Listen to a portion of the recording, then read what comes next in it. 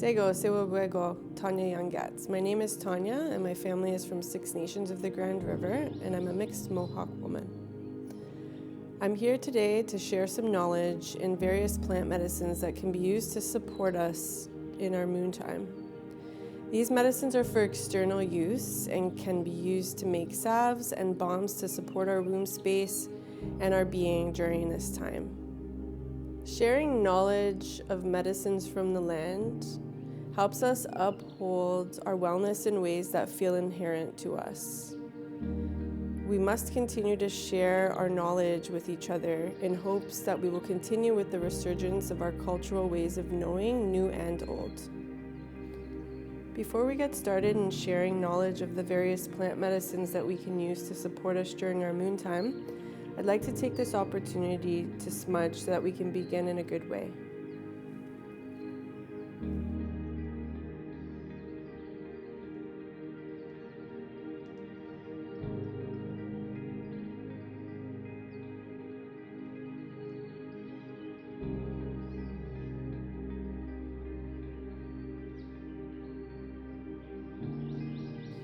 Cedar is one of my favorite medicines to use for various conditions and supports.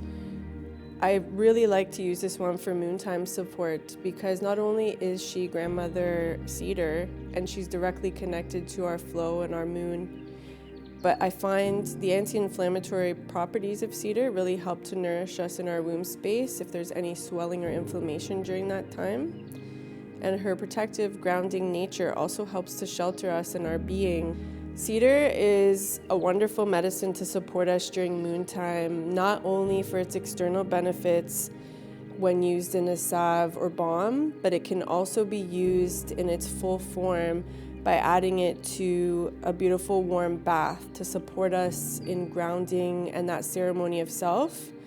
During moon time, we oftentimes are engaged in letting go of some of those things that don't serve us anymore, and it's this beautiful cleansing movement that our bodies have during that time. So we can definitely add some cedar to a warm bath.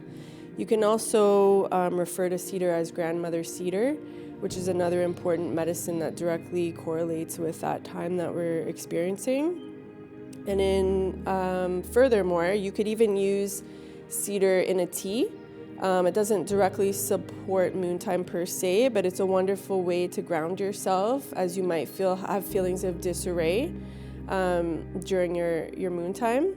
So what you would do at that point is you could take a very small amount of cedar, especially if you haven't tried cedar tea before, and you can add that to some boiling water and maybe add some maple syrup, which is also a beautiful grief medicine for letting go. So not necessarily letting go of something, or someone, but just that letting go of energetics and things that aren't there to serve us any longer.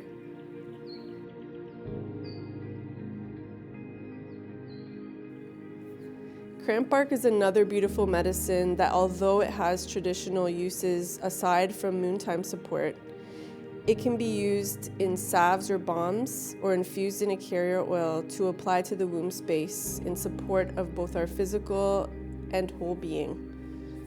This medicine is very helpful for inflammation of both uterine, leg, or lower back pain, and it also contains a mild analgesic, which helps us with any pain that we might have during that time, which is why it's a great idea to infuse this in a carrier oil and add it to any of your salves or balms to support you in massaging that womb space.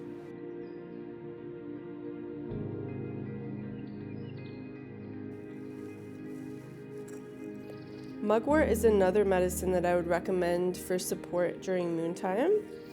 Mugwort is directly connected to grandmother moon. She's helpful for the flow of our waters as the moon would be. So during that time, by using her in supports through infusion in oils to add to balms or salves again, this can help to stimulate and encourage the flow of our waters, as this medicine is an emmenagogue.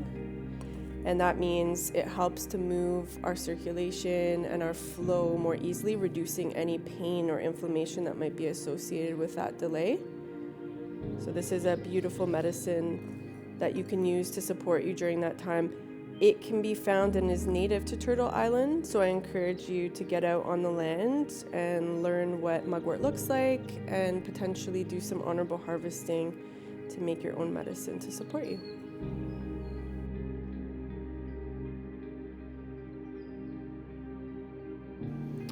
What we have here is a combination of both yarrow and red clover. Yarrow is another medicine that is actually native to Turtle Island, so it's really easy to find. It comes in various colors. The white version of it is the one that you'll see more in the bush wild that you could forage. It does come in various shades of pink and yellow. Yarrow is an emmenagogue, which means, again, it helps with that flow of our waters. It's also antispasmodic, so if you're having any spasms in your uterine area during that time, it can support you there. And it's anti-inflammatory, so if you have any inflammation during that time, it helps support that. The red clover is not native to Turtle Island, however, it has naturalized here over time. And you can find this out on the land as well. Just be careful during harvesting. Sometimes you'll find red clover growing in a yard. You don't want to harvest from places like that. You might want to go somewhere where it's untouched to be safe in terms of harvesting red clover. And red clover itself is an anti-inflammatory as well, so it helps to support all of those inflammation pieces that might be present during noontime as well.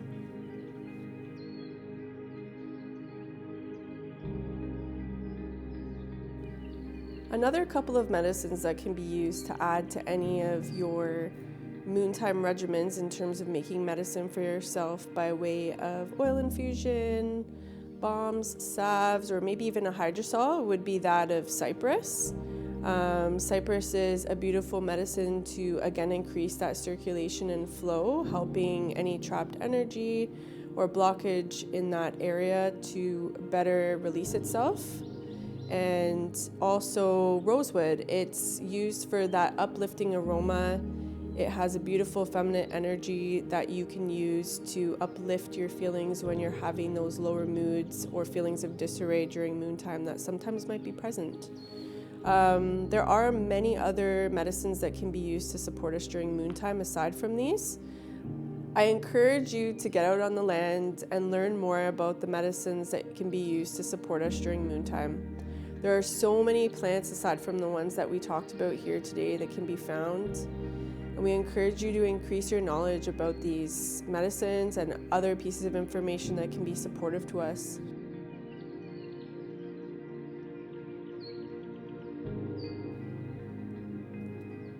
One of the ways that we can use the medicines we just spoke about is to make a balm or a salve.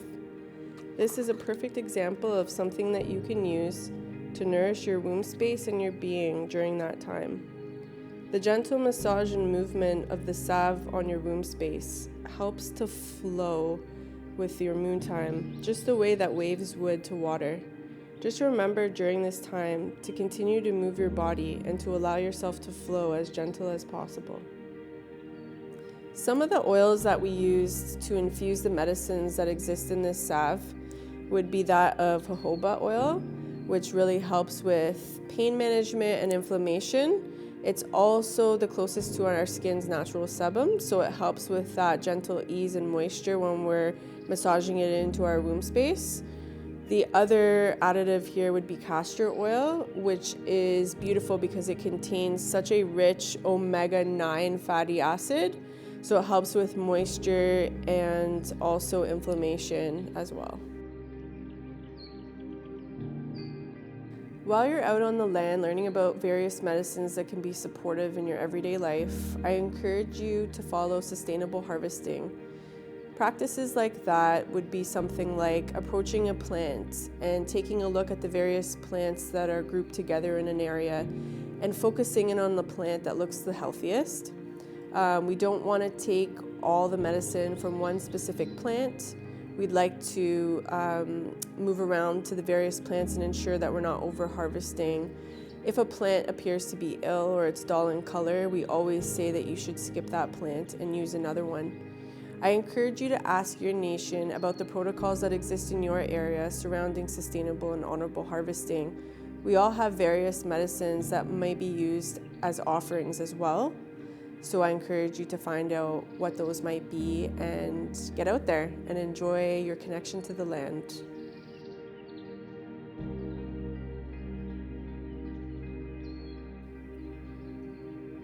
I'd like to take this time to acknowledge the waters we carry within us, and the waters around us.